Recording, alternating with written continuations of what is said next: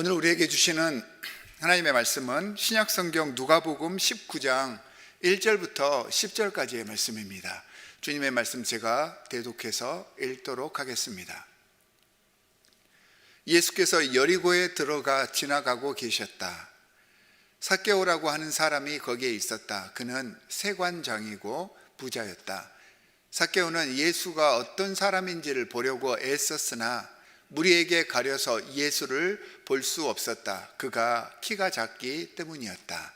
그래서 그는 예수를 보려고 앞서 달려가서 뽕나무에 올라갔다. 예수께서 거기를 지나가실 것이기 때문이었다. 예수께서 그곳에 이르러서 쳐다보시고 그에게 말씀하셨다. 삭개오야, 어서 내려오너라. 오늘은 내가 내 집에서 묵어야 하겠다. 그러자 삭개오는 얼른 내려와서 기뻐하면서 예수를 모셔드렸다. 그런데 사람들이 이것을 보고서 모두 수군거리며 말하였다. 그가 죄인의 집에 묵으려고 들어갔다. 삭개오가 일어서서 주님께 말하였다. 주님 보십시오. 내 소유의 절반을 가난한 사람들에게 주겠습니다. 또 내가 누구에게서 강제로 빼앗은 것이 있으면 4배로 하여 갚아주겠습니다. 예수께서 그에게 말씀하셨다. 오늘 구원이 이 집에 이르렀다. 이 사람도 아브라함의 자손이다. 인자는 잃은 것을 찾아 구원하러 왔다. 주님의 말씀입니다. 아멘. 우리가 지난주에 말씀들 혹시 기억하고 계시는지 모르겠네요. 신앙인들은 아름다운 삶을 살 줄 아는 사람들이 참 신앙인이다 라고 말씀을 나눠보았습니다. 자, 그렇다면 여러분들에게 물어보겠습니다. 지난주 여러분들은 아름다운 삶을 사셨습니까? 대답 한번 해주시면 안 잡아먹지. 자, 아름다운 삶들을 사셨습니까? 그러신 분도 있고 못하신 분도 있으시겠지만 아름다운 삶을 살기 위해서 노력하시는 여러분들이 되시기를 바랍니다. 자, 아름다운 삶이라고 하는 것은 주님과 소통하는 삶입니다. 이게 아름다운 삶입니다. 자, 소통하기 위해서는 내가 지금 참여하고 있는 이 관계 속에서 흐르고 있는 이 관계의 역학관계를 잘 이해하고 있어야지 소통할 수가 있습니다. 그게 무슨 말이냐면 이 관계 속에서 상대의 나를 향한 그 마음, 그리고 그 마음에 대해서 나는 어떻게 받아들이고 이걸 어떻게 표현을 해야 하는지에 대해서 잘 알고 있어야지 그 관계가 점점 더 깊어지는 것이고 그 관계가 성숙해져 가는 것입니다. 오늘 본문은 우리가 너무나도 잘 알고 있는 삭개오와 예수 그리스도 사이에 있었던 그런 이야기를 우리에게 알려주고 있는 말씀입니다. 이 말씀을 묵상하면서 주님께서 우리에게 선포하시는 은혜의 메시지가 있는데, 이 메시지를 통해서 주님과 아름다운 관계를 위해서 우리가 먼저 알아야 하는 영적 비밀은 무엇이고, 이 비밀을 바탕으로 주님과의 관계 속에서 어떠한 자세와 태도를 가져야 하는지에 대해서 말씀을 나눠보려고 합니다. 주일학교 때부터 가장 많이 들어왔던 그 성경의 인물 중에 하나가 오늘 본문에 나오는 삭개오입니다. 이렇게 많이 아주 어렸을 때부터 우리가 접하면서 다루어졌다라고 하는 것은 그만큼 이 인물이 우리 교회 그리고 우리 신앙생활에 있어서 중요한 역할을 하고 또한 우리 삶의 그 신앙을 적용할 때 있어서 굉장히 매력적인 인물이다라고 하는 그러한 의미를 가지고 있습니다. 너무 유명한 사건이나 그런 이야기들은요, 너무 잘 알려져서 겉으로 드러난 그 내용만 알고 더 깊은 묵상과 말씀의 적용이 소홀해져 버리는 경우가 굉장히 많습니다. 이 삭개오 이야기도 그런 이야기들 중에 하나입니다. 내용은 너무나도 잘 알고 있는데 그 내용 속에 있는 더 깊은 그런 의미를 간과해 버리는 경우가 종종 있습니다.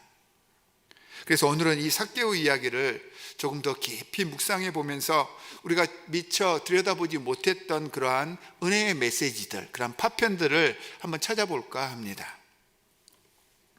자, 오늘 본문 말씀은 예수께서 여리고로 들어가신 그 일부터 시작을 합니다. 여러분들에게 한번 물어볼게요. 여러분들은 성경에서 지명 여리고가 나오면 어떤 사건이 떠오릅니까? 저는 이 여리고라는 지명을 만나게 되면 구약 성경에서 여호수아가 이스라엘 백성을 가나안 땅으로 이끌어 갈 때 반드시 들려야 하는 굉장히 중요한 그러한 거점인 그 여리고성을 통과했던 그 이야기가 떠오릅니다. 여호수아가 백성을 이끌고 하나님의 말씀대로 이 여리고를 점령하고 약속의 땅으로 가야만 했었던 것처럼 이 여리고에 같은 이름, 여호수아와 같은 이름인 예수님께서 입상하셔서 하나님의 나라에 이르기에 바로 직전에 하나님 나라 백성들이 어떤 자세, 어떠한 삶을 살아야 하는지에 대해서 우리에게 말씀을 통해 증거를 하고 있는 것입니다. 구약의 여리고성 사건이 지금 이 삭개오 이야기를 통하여서 신약의 여리고성 사건으로, 그리고 현대 우리가 반드시 짚어보고 넘어가야 할 귀중한 메시지로 우리에게 다가오는 것입니다. 오늘 본문을 보니까 19장 2절에서 삭개오는 세관장이었고 부자였다라고 설명을 합니다. 우리가 너무나도 잘 알고 있는 내용이지요. 세관장은, 오늘 본문에서는 세관장이라고 했는데 개역개정에서는 이제 세리장이라고 이렇게 표현이 되어 있습니다. 우리가 잘 알다시피 세리에 대한 유대 사람들의 그 당시의 평가는 아주 안 좋은 것이었죠. 그러니까 세리 그리고 창기는 죄인과 이꼴이다라고 하는 그러한 공식이 성립되었던 시대가 바로 그 당시였습니다. 죄인과 동일시되고 있었습니다. 그런데 재미있는 것은 비록 세리는 유대인들이 미워하고 겉으로는 욕하는 직업이었지만 반대로 그 당시에 부를 축적할 수 있었고요, 정치적으로도 힘을 가지고 있었고 권세를 주위에 이렇게 부릴 수 있었던 그러한 직업이었습니다. 예를 들면 세리들은 어느 정도까지 할 수 있었냐면 지위 고하를 막론하고 지나가는 사람들이 있잖아요. 그럼 길거리에서 세워놓고 가지고 있는 거 다 털어놓으라고 합니다. 그리고 나서 가지고 놓은 것들 다 털어놓으면 그 가지고 있는 물건들에 대해서 세금을 그 자리에서 징수를 할 수 있었습니다. 그러니까 얼마나 권세가 막강했겠습니까? 거기다가 세리장, 세관장, 이 말을 우리 이제 삭개오를 통해서 여러 번 듣다 보니 별것 아닌 것 같이 보이지만 아마도 세리장이었던, 세관장이었던 삭개오는 이 여리고를 위시해서 그 주변의 모든 지역을 통틀어서 가장 유력한 인사 중에 하나였습니다. 지금으로 말하면요, 여러 명의, 아니 수백 명 정도의 회계사를 거느린 대형 회계법인의 대표였습니다.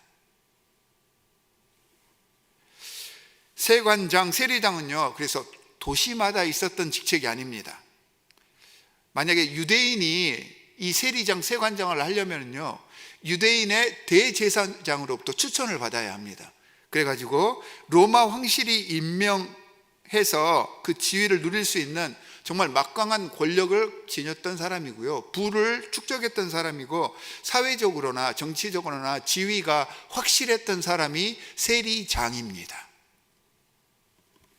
여러 자료를 살펴보면 이 세관장은, 이 세리장은 로마의 행정구역별로 임명되었던 것으로 보입니다. 그러니까 삭개오는 한마디로 당시 행정적으로나 정치적으로 매우 중요한 인물이었습니다. 사람들이 미워하고 죄인 취급은 했겠지만 그럼에도 이 세리 중에 대장인 이 세관장이 나타나면요, 모든 사람들은 예의를 표해야 했습니다. 겉으로 절대 무시할 수 없는 사람이 세리장입니다. 세관장입니다. 그런 그를 오늘 성경 19장 3절에 보니까 키가 작은 사람이다 라고 묘사를 하고 있습니다. 이 묘사는 굉장히 이상한 묘사입니다. 원래 성경에서는요, 외모를 구체적으로 표현하지 않습니다. 그리고 구체적으로 표현하다 하더라도 좋은 점, 그러니까 키가 크다거나 잘생겼다거나 아름다운 그런 모습을, 그것도 두루뭉술하게 표현을 할 때 외모를 표현했지, 외모의 약점을 표현해서 지적한 것은 성경에서 손에 꼽을 정도로 적습니다. 그런데도 3절에서 삭개오의 키가 작다라고 굳이 묘사한 이유는요, 삭개오가 그냥 작은 것이 아니라 아주 병적으로 작았다는 것입니다. 그래서 많은 신학자들은 아마 삭개오가 그 당시에 난장이 병에 걸려 있던지 아니면 꼽추였을 것이다 라고 짐작을 하고 있습니다. 그 이 삭개오의 키가 작다라고 하는 설명은요, 삭개오의 신체적인 면만을 살펴보게 하지 않고요, 이 글이 쓰여진 그 삭개오 이전의 삶이 어떠했었을까 하는 것을 짐작하게 하는 그러한 문구이기도 합니다. 보통 성경의 표현들이 군더더기 없이 표현하고 있기 때문에 이 간단한 설명 속에 정말로 많은 암시와 또 숨겨진 내력이 포함되어 있을 때가 굉장히 많습니다. 그래서 성경 말씀을 묵상하면서 계속해서 깊이 묵상하면서 그 속에 들어있는 그런 내력들을 발견할 수 있다면 정말로 성경의 역동적인 그러한 역사를 우리 삶 속에 적용할 수 있게 되는 것입니다. 자, 키가 작았던 삭개오의 삶 어땠을 것 같습니까? 난장이 병이 걸렸거나 꼽추에 걸려 있을 그 삭개오의 삶은 아마도 고통스러움과 한탄과 한숨의 삶이었을 것 같습니다. 나이가 들어감에 따라서 그는 자기 스스로가 보통 사람들과 자연스럽게 어울릴 수 없는 사람이라는 것을 깨달아갔습니다. 주위의 사람들이 자신을 인간답게 여겨주지를 않습니다. 인간으로 대우를 해주지를 않았습니다. 자꾸 놀리기만 합니다. 그렇지 않은 사람들, 위로의 말을 해주는 사람들도 과도한 동정으로 오히려 그 동정을 받는 이 삭개오는 더 상처를 받게 되었고, 이런 사람들이 계속해서 이어지자 주위의 그런 시선 때문에 그는 점점 더 고립되어 가는 그런 삶을 살았을 것입니다. 여러분, 이런 고통이 쌓여가다 보면요, 지금 신체적으로 고통받고 아프고 수치스럽지만 점점 더 그 정신적인 내면, 영적인 내면이 곤란을 겪고 왜곡되어 가기 시작합니다. 그런 그가 어떻게 살았을 것 같습니까? 두 가지 방법이 있었겠죠. 하나는 자신의 삶을 포기해 버렸든지, 아니면 그래도 살아야겠기에 아마 이를 악물고 발버둥 쳤을 것 같습니다. 그래서 삭개오는 세리가 되기를 결정합니다. 일반 유대인들은 손가락질하면서 죄인의 상징으로 여겼던 세리라는 그 직업을, 그래서 사람들은 멀리하였지만 삭개오는 이것저것 가릴 처지가 안 됐습니다. 살려고, 생존하려고 길을 써서 그 직업에 도전했을 것 같습니다. 그리고 더 인정받고 더 부를 축적하고 힘을 발휘해 보기 위해서 그 누구보다, 일반 보통 사람들보다 더 악착같이 일하는 기계가 되어서 착취하며 자신의 업적을 쌓아갔을 것 같습니다. 여러분, 얼마나 치열하게 세리 일을 했으면 육체적으로 이렇게 불구의 몸으로, 그리고 겉모습 중요하게 생각하고 격식 따지기 좋아하는 그 당시 대제사장들, 무흠한 것 얼마나 좋아합니까? 이 무흠한 것을 따라서 제사장이 된 그 대제사장으로부터 추천을 받을 정도였으면 그가 얼마나 많은 업적을 쌓았겠습니까? 악한 업적이었겠죠.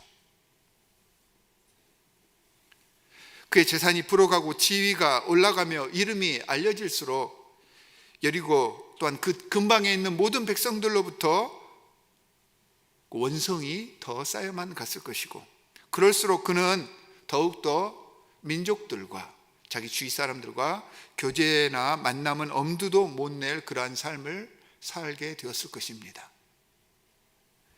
비록 그는 잔인한 수단과 방법을 가리지 않고 사회를 향한 자신의 불만을 풀면서 이렇게 부를 축적해 가고는 있었지만 그의 마음속에는 항상 어두운 그림자가 끼어 있었던 것 같습니다. 얼마나 답답했겠습니까? 사람으로서 관계하지 못하는 사람들, 얼마나 비참한 인생입니까? 모든 사람들을 그래서 나는 미워해야 해, 이런 생각을 가지고 있었지만 그럼에도 불구하고 정말 이상하게도 그런 생각을 하면 할수록 사람들이 더 그리워지는 것입니다. 그런 생각을 하면 할수록 더 사람들로부터 인정받고 싶고 인간으로서 대우를 받고 싶었을 것입니다. 3절 앞부분에 이런 삭개오가 예수가 어떤 사람인지를 보려고 애썼다라는 표현이 나옵니다. 그가 로마 사람들과 종교 지도자들이 하찮게 여기면서도 눈의 가시처럼 생각하던 이 예수에 대해서 왜 궁금했겠습니까?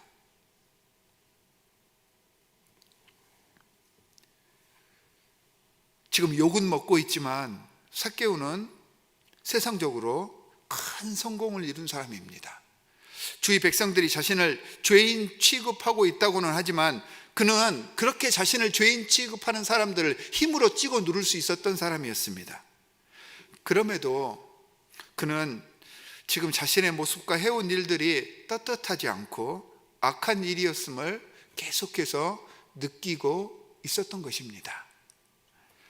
돌이킬 수 있다면 한 번쯤은 돌이켜보고 싶지만 이제는 자신의 삶은 도저히 돌이킬 수 없는 그러한 삶, 저주받은 인생, 이런 생각을 하고 살았겠지요.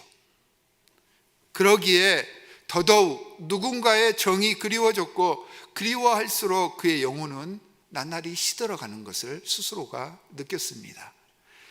그러던 중에 몸과 영혼의 치유자이자 모든 사람들의 친구가 된다고 하는 그 예수의 소문을 듣게 된 것입니다. 모든 사람들의 친구, 죄인들의 친구가 되어준다는 그 말을 듣고 그가 어떤 사람인지 보고 싶었던 것입니다. 아마 삭개오가 예수님께 나아가기 위해서, 보기 위해서 나아갔던 것은 이런 호기심 때문에 나아갔을 것입니다. 수고하고 무거운 짐진 자들, 외롭고 고통받는 죄인들을 위해서 친구가 되어진다는 그 사람이 정말 궁금했습니다. 그리고 한번 만나기라도 하면, 눈짓이라도 이렇게 마주치면 좋겠다라는 생각하에 예수께 나아온 것입니다.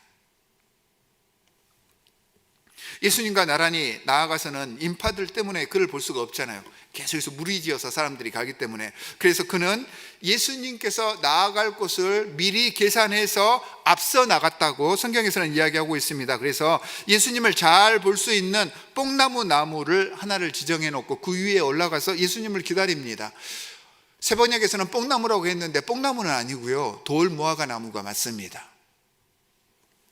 자, 이 나무에 올라간 이유, 자, 우리는 어떻게 배웠습니까? 왜 그가 나무에 올라갔습니까? 키가 작기 때문에. 우리는 이렇게 배웠잖아요. 맞습니다. 키가 작아서 높은 곳에 올라가서 예수님을 보려 한 것은 맞는데요, 이렇게 간단하게 말해버릴 수 없는 상황입니다. 키가 작아서 올라갔다, 이렇게 말해버릴 수 없는 상황입니다.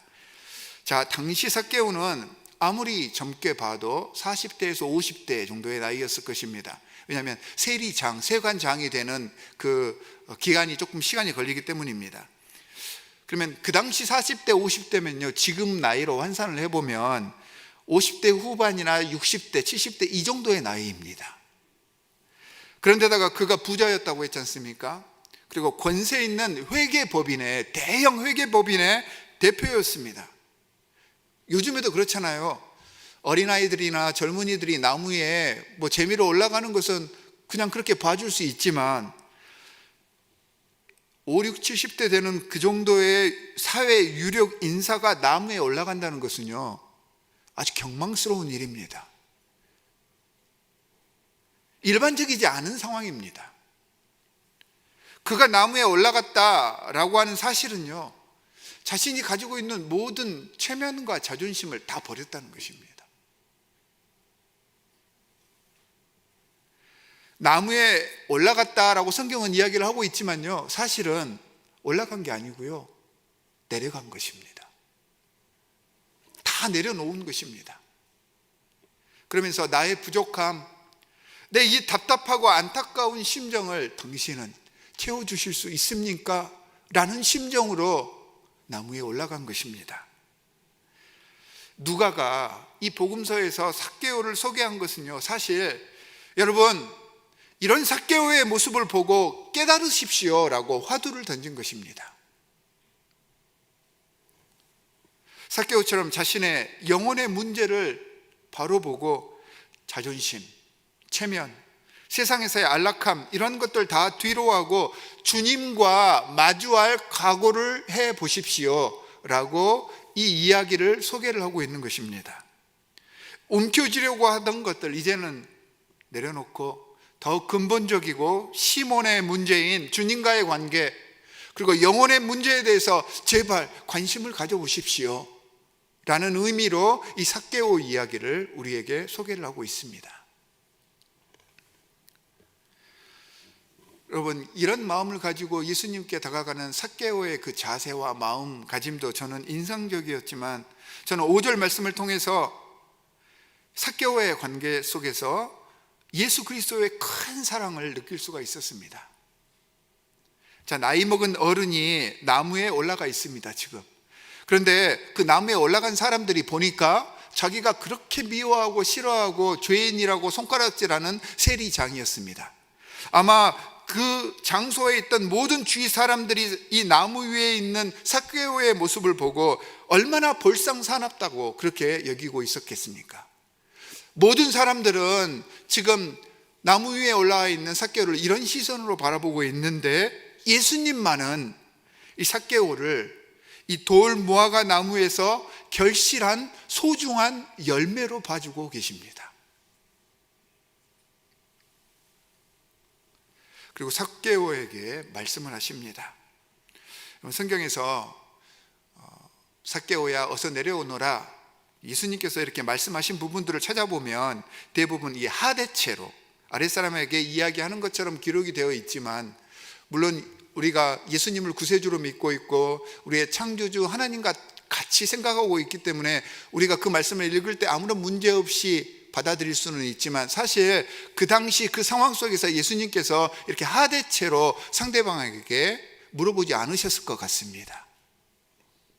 어떤 분이 이 부분을 상황에 맞게 번역을 했는데, 삭개오 세관장님 어서 내려오십시오. 오늘은 내가 세관장님 집에 머물러야겠습니다. 예수님이라면 그 누구보다 공감하며 예의를 아셨던 분이기 때문에 이렇게 말씀을 하셨을 것 같습니다. 그리고 이 예수님의 말씀이 저를 흔들었습니다. 물론 삭개오의 간절함과 그의 결단 대단한 것이지만, 그런 그를 예수님께서는, 아니 우리 아버지께서는 지금까지 계속해서 지켜보고 계셨고 기억하고 계셨다는 사실입니다. 단 한 번도 본 적이 없는 그 사람, 세관장 삭개오의 이름을 예수님께서는 보자마자 불러주셨습니다. 원래 삭개오라고 하는 이름은 우리는 생소하게 느껴지지만 사실은 구약에 나와 있는 이름입니다. 여러분, 구약에 나와 있는 스가랴 선지자 아시죠? 들러들 보셨을 거예요. 원래 이 스가랴라고 하는 이름을 줄여서 삭개라고 이야기를 합니다. 그러니까 똑같은 말입니다. 그리고 이 스가랴 선지자의 이름의 뜻은 의로운 자, 순수한 자라는 의미입니다. 그러니까 삭개오의 부모가 삭개오가 태어났을 때 삭개오가 의로운 자가 되기를 원해서, 순수한 사람이 되기 위해서 모든 사람들에게 사랑받는 사람들이 되어라 라는 의미로 삭개오라는 이름을 지어준 것입니다. 그런데 어렸을 때부터 부모를 제외하고 그 누구도 자신의 이름을 제대로 불러준 적이 없습니다. 난장이, 꼽추, 괴물, 나이 들어서는 더러운 세리, 세리라고만 했겠습니까? 온갖 안 좋은 욕들 다 붙여서 불렀겠지요. 이제 세리장, 세관장이 되었을 때는 자신에게 이득을 취하라고 하는 그 아부하려는 사람들이 불러주는 세관장님이라는 호칭은 들었겠지요. 하지만 그 누구도 자신의 이름을 불러주지 않았습니다. 누구도 자신의 이름대로, 그러니까 의롭다, 순수하다 이렇게 여겨주지 않았는데 예수께서 그의 이름을 불러주신 것입니다. 삭개오가 허전함을 채우고 싶은 그 간절한 마음은 있었겠지만 그가 변화되고 회개하며 주님의 제자가 될 결단을 할 수 있었던 그 모멘텀, 그러니까 그 순간이 저는 예수 그리스도께서 삭개오의 이름을 불러주셨다라고 확신합니다. 사랑하는 성도 여러분, 주님께서 이 시간 삭개오를 부르신 것처럼 여러분 각자 모두의 이름을 부르고 계십니다. 누구의 엄마, 누구의 아빠, 직장에서의 직책, 혹은 남성, 여성 이런 직책으로 여러분을 부르시는 게 아니고요, 내 이름을 부르시는 그 주님의 음성을 이 시간 들으시기 바랍니다. 그러고 보면 삭개오의 마음가짐과 자세에 앞서서 주님은 이미 삭개오를 알고 계셨고요, 그리고 기다리고 계셨던 것입니다. 내려오십시오 라고 하는 말은요, 사실은 이제 일어나십시오 라는 말입니다. 자신의 모든 것을 다 내려놓고 다 내던진 삭개오에게 이제는 일어나시고 나와 함께 합시다 라고 예수님께서 불러주신 것입니다. 제가 더 큰 은혜를 받은 부분이 이 19장 5절 마지막 부분에 있습니다. 우리 함께 이걸 한번 읽어보겠습니다. 시작. 삭개오야 어서 내려오너라. 오늘은 내가 내 집에서 묵어야 하겠다. 영어로 보니까 I must stay at your house today. must라는 표현을 쓰십니다. 내가 꼭 묵어야 하겠습니다 라는 표현을 하고 계십니다. 삭개오의 그 간절한 마음을 보신 예수님께서는요, 주저하지 않으십니다. 내가 당신 집에 머물러도 될까요? 이렇게 말씀하지 않으십니다. 흔들리지 않도록 당신과 함께 거하여야 하겠습니다. I must stay 라고 분명하게 말씀하십니다. 여러분, 지금 삭개오가 예수님께 청한 것도 아니잖아요. 삭개오가 예수님 앞에 와서 말을 건 게 아니잖아요. 예수님이 말을 걸었습니다. 그런데 예수님께서는 그 삭개오의 마음을 느끼시고 아신 후에 지금 주위에 있는 모든 사람들이 삭개오를 향하여서 손가락질하고 있는데 그 모든 사람들이 들을 수 있도록 나는 당신의 집에 꼭 거하여야 하겠습니다 라고 선포를 해 주신 것입니다. 세상 사람들이 삭개오를 뭐라 생각하든 지금까지 그가 어떻게 살아왔든 예수님께서는 아무것도 보지 않고 단지 삭개오 하나만 바라보고 계십니다. 그렇게 답답하고 채워지지 않은 허전함과 외로움, 버려진다는 그 느낌으로 고통스럽게 몸부림치던 삭개오에게 삭개오 씨, 이제 내려오십시오. 오늘은 내가 당신 집에 반드시 묵고 당신과 반드시 교제해야겠습니다 라고 예수께서 말씀하셨을 때 삭개오의 마음은 어땠을 것 같습니까? 19장 6절에 보면 삭개오가 얼른 내려와서 기뻐하며 예수님을 모셨다라고 이렇게 간단하게 설명을 하고 있지만, 여러분, 삭개오라면 어땠을 것 같습니까? 그 마음이 얼마나 기뻤겠습니까? 생전 처음으로 인간 대접을 받았습니다. 수십 년 동안 자신도 들어보지 못한 자신의 이름을 그분이 불러주셨습니다. 너무 좋고 너무 감격하면 사람이 울지도 못하고 웃지도 못하지 않습니까? 저는 지금 삭개오의 상태가 그런 상태라고 생각을 합니다. 너무 좋으면 사람이 한참 지나고 나서야 그 감동을 깨닫게 되어서 울기도 하고 웃잖아요. 지금 삭개오의 상태가 그런 상태입니다. 그리고 집에 모시자마자 그는 주님 앞에 결단합니다. 자신의 소유 절반을 가난한 사람들에게 주겠고 강제로 빼앗은 게 있으면 4배로 갚겠다고 서원합니다. 여러분, 이 8절 말씀은요, 단순한 서원이 아닙니다. 삭개오가 이야기하는 회개의 정의입니다. 여러분, 진정한 회개는요, 가슴을 치고 애통하는데 눈물, 콧물 짜고 흐르고 하면서 이렇게 하는 데서 그치는 것이 아닙니다. 잘못했습니다. 이렇게 울고 불고 하면서 잘못했다고 이야기하는 것, 이 상황은 일시적인 자기 스스로의 감정적 보상이고 자기 합리화일 뿐입니다. 여기서 그쳐버리면 그렇게 되어버립니다. 진정한 회개는 세상 욕심을 버리는 것이고요, 주님의 의대대로 살기 위해서 나를 내려놓기 위해서 무엇인가를 실행하는 것입니다. 그게 기독교에서 이야기하는 회개입니다. 삭개오는 자신의 재물을 가지고 재물로 만들어 놓은 자신의 죄를 청산하였고요, 그걸 나눔으로 예수 그리스도의 정신을 자신의 삶 속에 실천하였습니다. 여러분, 이게 회개입니다.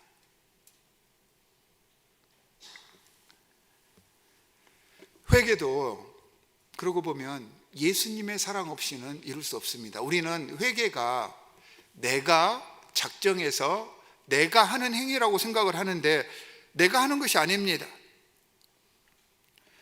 내가 예수 그리스도께서 나를 얼마나 사랑하시는지, 그 예수 그리스도의 사랑을 만나게 되면 저절로 회개가 흘러나오는 것입니다. 이런 삭개오의 모습에 예수님께서는 구원을 허락해 주셨고요, 하나님 나라의 백성임을 거기에 모여있는 모든 구경꾼들 앞에서 선포를 하십니다. 구원의 확신 속에서 예수님과 눈을 맞춘 그에게 모든 사람들 앞에서 이 사람도 아브라함의 자손입니다.